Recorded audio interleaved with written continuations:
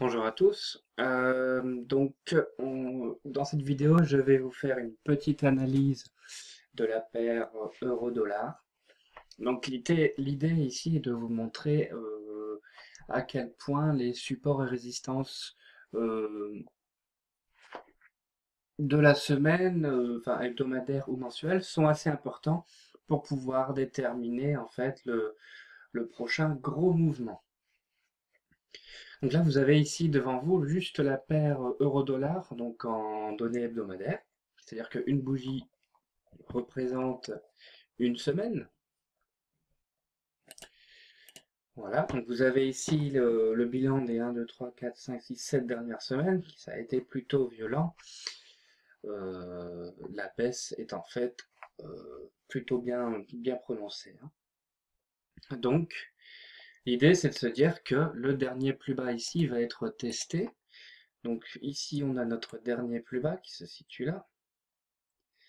Et l'idée, c'est de se dire, et si on cassait ce dernier plus bas que je viens de tracer, où est-ce qu'on irait par la suite?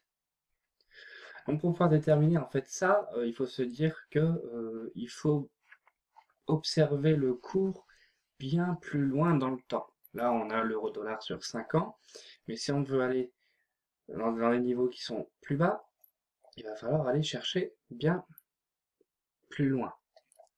Donc vous voyez, mon niveau est tracé là, et il rejoint d'ailleurs celui-ci que je vais vous tracer ici.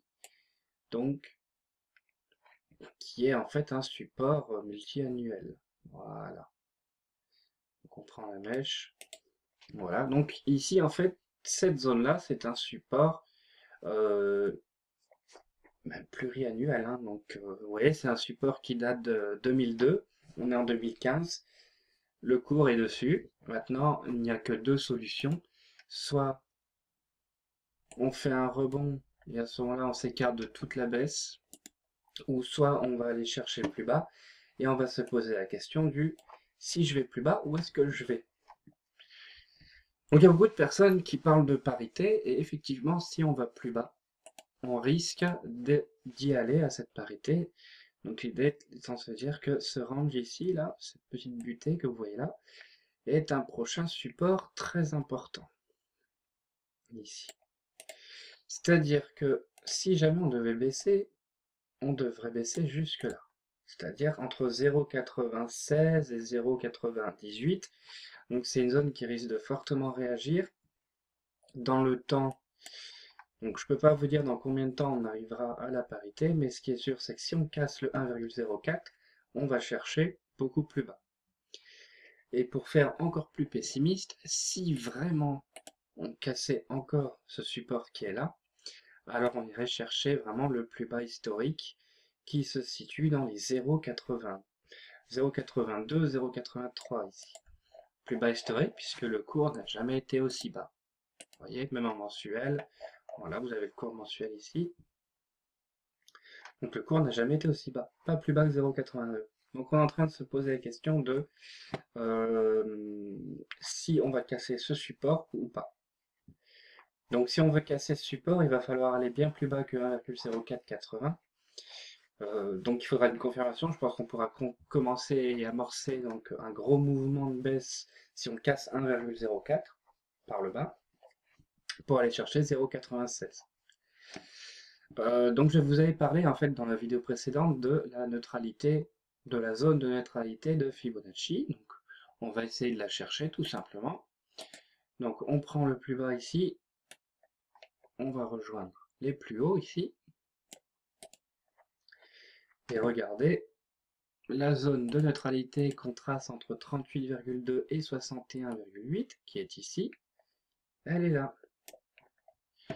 Donc, je le marque ici, zone de neutralité.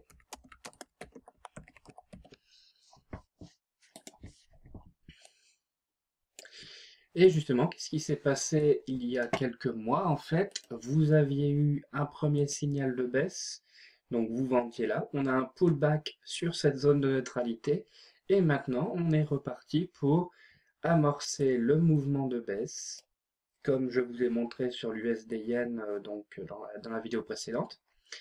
Et donc on devrait enchaîner en fait la baisse. Personnellement, mon scénario préféré, donc dans tout ça, c'est de se dire que donc vous avez ici, on va avoir une baisse qui va être plutôt sèche. Donc vous avez une baisse, puis après le mouvement va être saccadé, vous allez avoir un pullback dessus, et puis ensuite la baisse continue pour aller chercher notre fameux 0,96 qui est également un niveau de Fibonacci important, donc 68,6. Là, c'est la parité. J'attends ensuite un second pullback sur cette zone-là pour enfin peut-être asséner le coup fatal à notre cher euro contre le dollar. Donc soit c'est notre euro qui va se dévaluer à mort, ou soit ça va être le dollar américain qui va s'évaluer comme un fou. Donc vous voyez l'importance de bien discerner ces zones. Donc là vous avez notre Fibonacci qui est à notre hausse, hein, du plus bas au plus haut. La zone de neutralité ici, donc de 38 pardon, à 61. On casse la zone de neutralité, on va chercher les supports. Et les supports, comment on les trouve? Il faut regarder ce qui s'est passé à la dernière hausse ici. Et vous voyez bien qu'il y a des moments où le cours revient un peu sur lui-même, donc comme ici. Le plus important, c'est les mèches. Vous voyez ici, pareil. Et enfin, là aussi, toute cette zone-là a été une zone où le cours a fortement rebondi, pardon. Donc voilà, c'était ma petite analyse sur l'euro-dollar donc pour l'année prochaine, on va dire ça. Donc l'année prochaine, ça risque d'être assez violent. Donc, en même temps, on a réussi à mettre en exergue donc la zone de neutralité dont je vous avais parlé dans la vidéo précédente. Vous tracez un Fibonacci, vous mettez votre zone de neutralité entre 38 et 61. Et enfin, donc, on a appris à tracer donc les supports multi-annuels ou multimensuels en observant donc ce qui s'est passé dans la hausse précédente ou dans la baisse précédente, ça dépend dans quel actif on est. Mais toujours bien regarder en fait dans la hausse, là où ça a commencé à s'inquiéter, vous voyez. Ça, donc là, ici, on a un fort rebond, donc on monte. Ensuite, le cours hésite un peu, on se chamaille quelques mois, puis on remonte bien, et puis ainsi de suite. Donc là où vous avez une zone, hein, là où vous avez un plus bas ici, ça donne une petite zone de support. Voilà, donc j'espère que je vous ai bien éclairé sur ce que je vous ai montré, donc les supports et la zone de neutralité sur l'euro-dollar, donc en même temps. Voilà. Par rapport à l'analyse que j'avais faite hier, enfin lundi plutôt, en montrant que l'euro-dollar allait jusqu'à 1,0720. Je vous avais parlé en fait, on va revenir dans l'analyse plutôt court terme ici. Donc, on avait eu un premier plus bas, alors là c'est peut-être un peu trop. Voilà. Donc, pour ceux qui ont suivi, désolé. En fait, donc en passant, en partant du principe de calcul géométrique, j'avais pensé à euh, un fort rebond, puisque j'avais vu dans l'analyse que je vous ai montré, donc il y avait, voilà, cette fameuse zone ici. Donc ça c'est notre trend qui est baissière. Et moi, ce que j'avais dit, donc à l'époque où cette partie du graphique n'était pas encore inscrite, j'avais dit qu'on allait rejoindre 1,0720.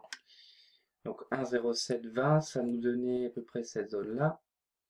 Donc logiquement, on aurait dû aller bien plus vite dans le temps, selon l'analyse. Moi, je m'attendais à ce que, je l'ai écrite, on était là. Moi, je m'attendais vraiment à ça.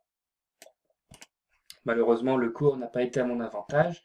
On était à 40 points donc, de l'objectif que j'avais fixé donc, sur mon analyse de lundi. Et malheureusement, le cours est venu taper notre zone d'invalidation de scénario, c'est-à-dire 1,0580. Voilà, donc c'était aussi pour vous parler, hein, enfin pour vous montrer que bon, des fois certaines analyses peuvent être correctes, d'autres peuvent être peuvent ne pas être correctes, pardon. Et ça arrive à tout le monde, donc d'avoir une analyse qui n'est pas correcte. Donc je tenais à m'excuser. Voilà, donc c'était la vidéo sur l'euro-dollar. J'espère que ça vous a plu. N'hésitez pas à poser des questions ou à laisser des commentaires sur ma chaîne YouTube ou sur le site de boursebinaire.fr.